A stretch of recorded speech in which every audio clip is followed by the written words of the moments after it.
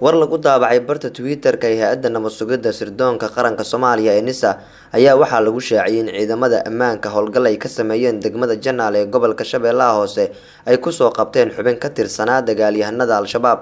Qoraalka lagu daabacay barta Twitter-ka ee hay'adda NISA ayaa lagu sheegay in howlgalka oo ahaa mid qorsheysan lagu soo qabtay xubin xarakada Al-Shabaab u qaabilsanaa qaadista lacagaha. ciidanka amniga oo howlgal qorsheysan ka fuliyay degmada Janaale ee gobolka Shabeellaha Hoose ayaa gacanta ku soo dhigay xubin muhiim ah kana tirsan dagaalyahanada Al-Shabaab oo shacabka ka qaadi jiray lacag baad ah. Ciidanka amniguna wuxuu sii wadi doonaa howlgallada qorsheysan ee lagu bartilmaameedsanayo xubnaha Al-Shabaab ayaa lagu jiray qoraalka NISA ma shaacin magaca shakhsiga ay sheegeen in ay soo qabteen, sidoo kalena ma baahin sawirkiisa ha yeeshee waxa uu ku soo aadayaa xilli hay'adda NISA toddobaadyadii la soo dhaafay ay howlgallo ka fulinaysay deegaano iyo degmooyin ka tirsan gobolka Shabeellaha Hoose iyo gobolka Banaadir oo intooda badan aan la baahin sawiradooda iyo magacyadooda.